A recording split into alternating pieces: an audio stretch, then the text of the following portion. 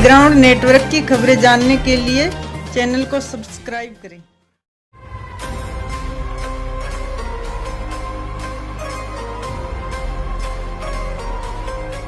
मोहन सोनी जी, आज आपने दी सैनिक एकेडमी की शुरुआत कर दिया है, क्या कुछ लेकर आए हैं नए बच्चों के लिए?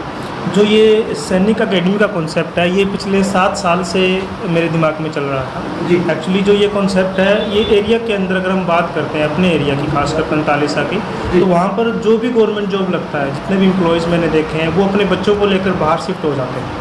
जब मैं खुद 10th क्लास करके मैं निकला था तो गाइडेंस की कमी अपने एरिया में बहुत ज़्यादा थी। अभी तो चोपता का सौभाग्य है कि यहाँ पर 11 कोचिंग संस्थान चल रहे हैं जो कंपटीशन की तैयारी करवाते हैं। मैंने खुद ने भी 6 साल तक कंपटीशन फील्ड में रहा हूँ और वहाँ पर मैंने एक कमी को महसूस किया। वो कमी ये थी कि जब बच्चा पढ़ने के लिए आता है कंपटीशन में 12th तक, तब तक उसे ये नहीं पता होता कि हमें कंपटीशन में आगे क्या करना है, कौन से एग्ज़ाम होते हैं, कौन सी जॉब के लिए हम जा सकते हैं। और जो एक बेस न्यू की जिसकी हम बात करते हैं, उसकी हमेशा ही कमी रही है। तो अभी हमने ये जो स्टार्टअप किया है, ये एकेडमिक है। इसमें हम 3rd से 10th क्लास के बच्चे प्रिपेयर करेंगे। और पहले जैसे मैं खुद की अगर मैं बात करूं तो 12th या डिग्री जब कर रहे थे तो तब हम इंटरव्यूज सुनते थे मोटिवेट होने के लिए, जिसमें बच्चे बोलते थे कि हमने 6th क्लास से ही IAS की तैयारी शुरू कर दी थी या 7th क्लास से ही हमने UPSC की तैयारी स्टार्ट कर दी थी। तो तब ऐसे लगता था कि मतलब 6th क्लास में किसको पता होता है कि IAS बनना है या UPSC करना है। लेकिन जब से मैं इस फील्ड में आया हूँ तब मैंने इस बात को समझा कि वाकई में ही 3rd 4th क्लास से ही इन चीज़ों की तैयारी स्टार्ट हो जाती है। तो उसी कॉन्सेप्ट को हमने इम्प्लीमेंट करने की कोशिश की है, पहले चंडीगढ़ में भी और 1 साल स्वामी विवेकानंद डिफेंस एकेडमी अरनिया वाली भी मेरे संचालन में ही हमने एकेडमी स्टार्ट की थी। और उसकी दूसरी ब्रांच हमने यहाँ पर ये बनाई है, जिसके अंदर हम 3rd से 10th क्लास के बच्चे को एकेडमिकली प्लस कॉम्पिटिटिवली दोनों हम प्रिपेयर करेंगे। इसके साथ साथ जब बच्चा पढ़ता है तो उसकी रिफ्रेशमेंट के लिए गेम्स का बहुत महत्व है। देखो, एक बच्चे को स्कूल में या हम भेजते हैं तो वहाँ पर उसका मेंटली विकास होता है, लेकिन गेम्स में जब भेजते हैं उसका फिजिकली विकास होता है, और दोनों ही एक बच्चे के लिए बहुत ज़रूरी है। तो ये दोनों ही चीज़ें हम एक ही छत के नीचे देने के लिए हमने ये स्टार्टअप स्टार्ट किया है। तो सोनी साहब, मैं कहूँगा कि अब बच्चों को दूर जाने की ज़रूरत नहीं है। खासकर हम छोटा क्षेत्र की बात करें तो बच्चों को तमाम सुविधाएं यहाँ पर मिलने वाली है। बिल्कुल बिल्कुल। ये इंद्रपाल जी बैठे हैं जो करियर क्लासेस के संचालक हैं। हम हमेशा से ये बात करते आए हैं कि इतने अच्छे शिक्षक होते हुए भी बच्चे सीख कर जाते हैं या दिल्ली जाते हैं, चंडीगढ़ जाते हैं। क्यों न हम यहीं पर एक ऐसा हब बनाएं कि बच्चों को वहाँ जाने की आवश्यकता ना पड़े। आप मेरे पीछे ये जो ये फ़ोटो देख रहे हो, ये यहाँ वाली ये जो फ़ोटो है, इसके अंदर हम जितने भी चोपटा के संचालक हैं वो सारे के सारे इसके अंदर बैठे हैं। और हम सब ने मिलकर ये संकल्प लिया है कि हम यहाँ पर एजुकेशन को इतना ऊपर बढ़ाएंगे कि यहाँ से किसी भी बच्चे को बाहर जाने की आवश्यकता ना पड़े। जी सोनी साहब, आपके तत्वाधान में 50 से ज़्यादा बच्चों का भविष्य उज्जवल बन चुका है। इससे पहले की हम बात करें, चाहे हम देश की सेना की बात करें, पुलिस की बात करें, तो वो थोड़ा हमारे दर्शकों तक बताएं, ताकि ये जो हमारा वीडियो बनाने का लक्ष्य था कि लोग ज़्यादा से ज़्यादा मोटिवेट हो। इसके अंदर भी मैं आपको एक बात बताना चाहूँगा।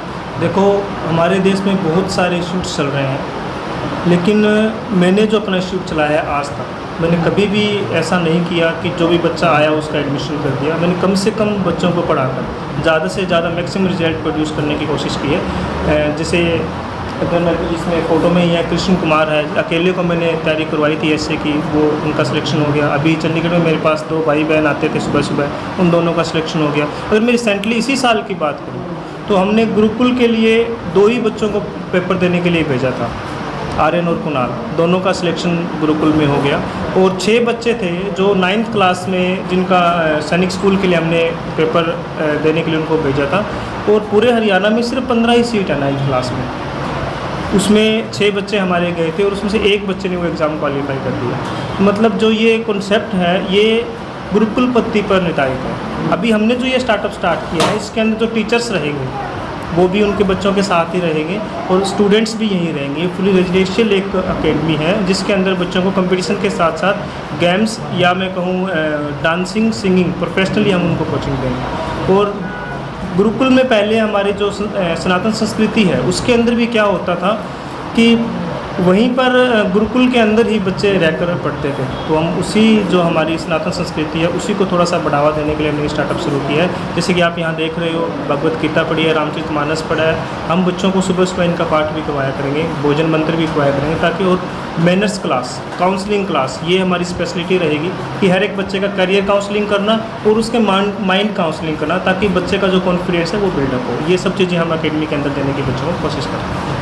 शुरुआती दौर में कितने बच्चों के यहाँ पर रहने की अभी जो हमने लक्ष्य रखा है उसके अंदर हम सिर्फ 40 बच्चे यहाँ पर लेंगे और उन 40 बच्चों को इस साल हम प्रिपेयर करेंगे, और जो सिस्टम रहेगा वो कम्प्लीटली मतलब टेस्ट बेस्ड रहेगा, उस हिसाब से हम बच्चों को। सोनी साहब, आपका भी पिछले 6 वर्षों से कहूँगा कि इस क्षेत्र के अंदर शानदार प्रदर्शन रहा है, तो वो थोड़ा खुद अपने बारे में थोड़ा बताइए कि आप खुद आपने संघर्ष किया और संघर्ष के दौर से गुजरते हुए आपने 50 से ज़्यादा बच्चों का भविष्य भी उज्ज्वल बना दिया। देखो, अगर मैं संघर्ष के दौर की बात करूं तो मैं 2013 का एक वाक्य आपको बताना चाहूँगा कि 2013 के अंदर मेरे किसी फ्रेंड ने मुझे सुजेस्ट किया था कि मनोज है वो बरासरी से, उसने मुझे बताया कि आप बैंक की तैयारी करते हैं। उससे पहले मैं IAS की तैयारी कर रहा था दिल्ली के अंदर ही, और जब बैंक की तैयारी हम गंगानगर करने के लिए गए थे, लगभग 1.25 महीना हमने बैंक की तैयारी की थी वहाँ पर मैंने, और उसके बाद में बैंक PO का पेपर हुआ था, और जो उस समय क्वालिफाइंग भी होता था और फिर फाइनल सिलेक्शन तो एक अलग मेरिट लगती है, उसके बेस पे होता है। तो RRB PO और RRB क्लर्क दोनों के दोनों एग्ज़ाम मेरे क्वालिफाई हो गए थे, और RRB जो IPS PO का जो एग्ज़ाम था वो एग्ज़ाम भी मेरा मेंस तक क्लियर हो गया था, और मैं इंटरव्यू तक पहुंचा था उसके अंदर, लेकिन मैंने इंटरव्यू में देने के लिए नहीं गया था क्योंकि मुझे टीचर ही बनना था। आज भी मुझे याद है 2 नवंबर 2014 को वो पेपर हुआ था, और 5 नवंबर 2014 को मैंने अपने इंस्टीट्यूट की शुरुआत सिरसा के अंदर की थी, जिसमें 28 बच्चे मेरे पास थे पहले ही बैच में, और 6 बच्चों का सिलेक्शन उसके अंदर से हुआ था। और जैसे कि आपने कहा संघर्ष का दौर, मैं सौभाग्यशाली कहूँगा खुद को कि मैंने संघर्ष का दौर नहीं देखा है अभी तक। मैंने फैमिली सपोर्ट रहा है, खासकर मेरे ब्रदर का और फादर साहब का बहुत सपोर्ट रहा मुझे, फाइनेंशियली अगर मैं कहूँ और मेंटली भी अगर मैं कहूँ। और मुझे याद नहीं आ रहा है कि मुझे संघर्ष करना पड़ा हो, मुझे बड़ी पता नहीं आसानी से मैं कहूँगा कि सफलताएं मिलती चली गई, और मैं एक कदम से कदम बढ़ा के आगे चलता था। लोगों को क्या संदेश देना चाहोगे?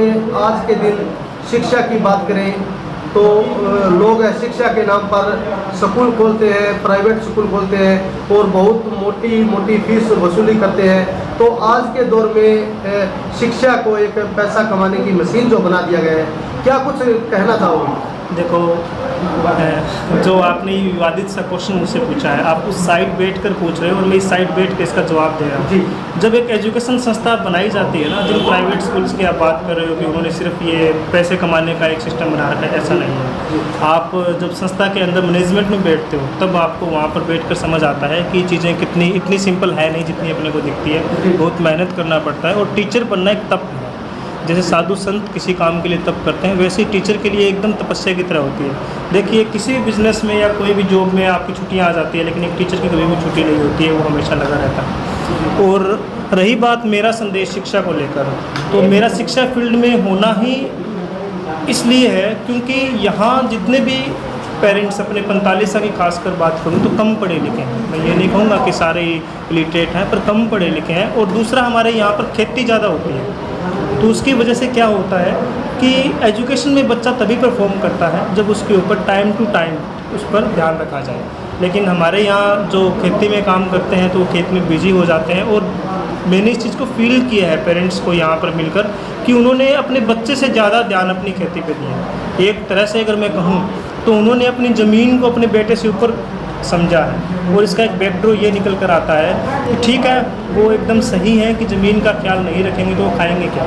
लेकिन जब उन्होंने इस चीज़ का विशेष ध्यान रखा तो उसमें वो इस बात को भूल गए कि अगर वो अपने बच्चे पर विशेष ध्यान नहीं देते हैं, जैसे मान लो खेती के अंदर फसल में कोई ना कोई बीमारी लग जाती है तो आपने देखा वो तुरंत अगले दिन ही वो उसका समाधान करते हैं, लेकिन बच्चा कहाँ पढ़ रहा है, कैसे पढ़ रहा है, इस चीज़ के ऊपर वो विशेष ध्यान नहीं दे पाते हैं क्योंकि उनके पास समय नहीं होता है। तो उसी चीज़ को पूरा करने के लिए हमने इस कॉन्सेप्ट को शुरू किया है कि पेरेंट्स ध्यान नहीं दे सकते हैं, लेकिन हम तो ध्यान दे सकते हैं ना। इसीलिए फुली रेजिडेंशियल स्कूल बनाया गया है, ताकि बच्चा अगर यहाँ रहे तो 24 घंटे एक तो देख रेख में रहेगा, दूसरा बच्चे को जिन जिन चीज़ की रिक्वायरमेंट है, हम जैसे सुबह 5:30 बजे बच्चे को उठाएंगे, योगा करवाएंगे, उसके बाद वो 8:30 तक ब्रेकफास्ट करके नहा धोकर तैयार रहेगा, हर रोज़ अलग अलग ब्रेकफास्ट रहेगा।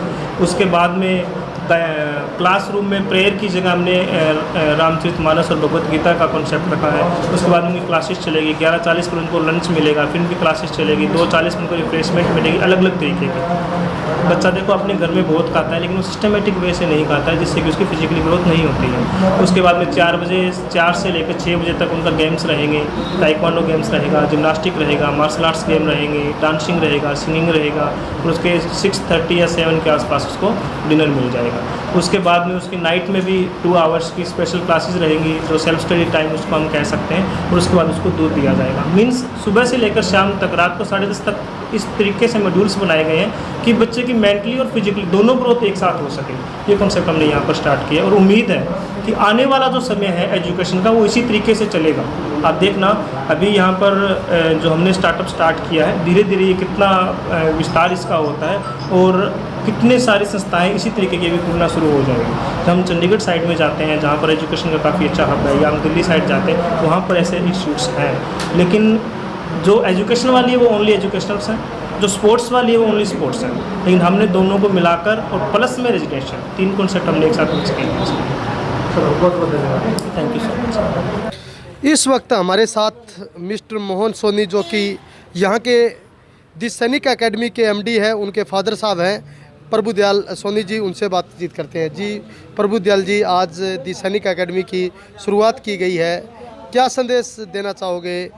विशेष तौर पर हम चोपटा क्षेत्र की बात करें तो। मैं चोपटा क्षेत्रवासियों को तहे दिल से धन्यवाद करता हूं, हमारे यहाँ पहुँचे हैं उनका भी धन्यवाद करता हूं, और मैं सभी से हाथ जोड़ के प्रार्थना करता हूं, इस एकेडमी में अगर पढ़ेंगे, पैसे की नहीं, बच्चों को भविष्य सुधारना है, और बच्चों को भविष्य सुधारने के लिए हमने ये काम किया है। मैंने पहले ही बच्चे को बोल दिया है, अभी पैसे की ज़रूरत नहीं है, बच्चे को सुधारो, हमारा नाम रोशन करो, समाज का नाम रोशन करो, शहर का नाम रोशन करो, और हरियाणा का नाम रोशन करो। उसमें अपने बच्चे आगे जाएं, तरक्की करें, हमारा नाम हो, तुम्हारा नाम हो, और उनके घर वालों का नाम हो। हम ये संदेश देना है कि यहाँ पढ़ो, और पढ़ाई के अंदर हम विशेष ध्यान रखेंगे, और मैं भी एकेडमी के अंदर पूरा सहयोग करूँगा और ध्यान रखूँगा सब बच्चों का। हम अगर मोहन की बात करें तो मोहन ने तमाम टेस्ट पास किए, नौकरी में उनका रुझान नहीं था, तो ऐसे में शिक्षा के क्षेत्र में उनका रुझान था। क्या कुछ कहना चाहोगे मोहन ने जो तमाम उपलब्धियां जो हासिल की है उनके बारे में? इस बच्चे का हमें ये पता ही नहीं था, इसने इतनी नौकरियां छोड़ दी करने के बाद, लेकिन इसका एक ही ध्यान था कि मैं खुद नहीं और बच्चों को नौकरी लगाऊं मेरी जगह, और हमारा पूरा सपोर्ट है इसको इस काम करने के लिए, और हम इसका सहयोग करते रहेंगे। हम कह रहे हैं बढ़िया है, क्षेत्र के कोई बच्चा लगेगा तो इसमें हमारा भी नाम होगा, समाज का भी नाम होगा, शहर का भी नाम होगा, और बच्चे को हम बार बार यही कह रहे हैं कि बच्चों को बढ़िया तरीके से पढ़ाओ और बढ़िया तरीके से इनका ध्यान रखो। चलो, बहुत बहुत धन्यवाद। धन्यवाद। तो ये थे हमारे साथ प्रभुदयाल सोनी, जो कि मोहन सोनी है, उनके फादर साहब हैं।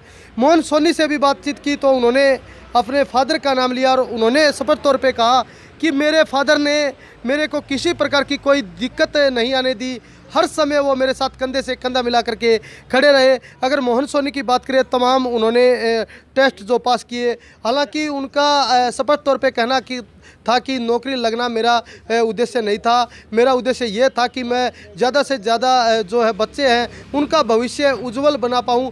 इसके लिए आप देख सकते हो दी सैनिक एकेडमी की शुरुआत यहाँ पर इस चोपटा क्षेत्र में की गई है, और चोपटा क्षेत्र की ये पहली एकेडमी है जो बच्चों को हर प्रकार की तैयारियां हैं वो करवाएगी, चाहे हम बात सैनिक स्कूल की करें, मिलिट्री स्कूल की करें, नवोदय विद्यालय की करें, गुरुकुल कुरुक्षेत्रा की करें, NTSC की जो तमाम इंटरेस्ट जो एग्ज़ाम की जो तैयारियां हैं वो इस एकेडमी में करवाई जाएगी। और चोपटा क्षेत्र के लिए बड़ी बात यह है कि इस चोपटा क्षेत्र में ये पहली दी सैनिक एकेडमी होगी जो बच्चों को हर प्रकार की फैसिलिटीज़ यहाँ पर देने जा रही है, चाहे बच्चों को रहने की, खाने की, पीने की, अब किसी प्रकार की कोई दिक्कत नहीं आएगी। अब बच्चों को कहीं दूर जाने की ज़रूरत नहीं है, बच्चे हैं वो चोपटा क्षेत्र के दी सैनिक एकेडमी में आए, और हर पेरेंट्स से भी मैं गुजारिश करता हूं कि अपने बच्चों को दी सैनिक एकेडमी में लेके आएँ और अपने बच्चे के उज्जवल भविष्य के लिए यहां पर दाखिला करवाएं, ताकि आने वाले समय में वो बच्चे जो है बड़े होकर के देश और प्रदेश का नाम रोशन करें। आप देख रहे हैं दी ग्राउंड नेटवर्क, मैं हूं आपके साथ विक्रम इंदौरा।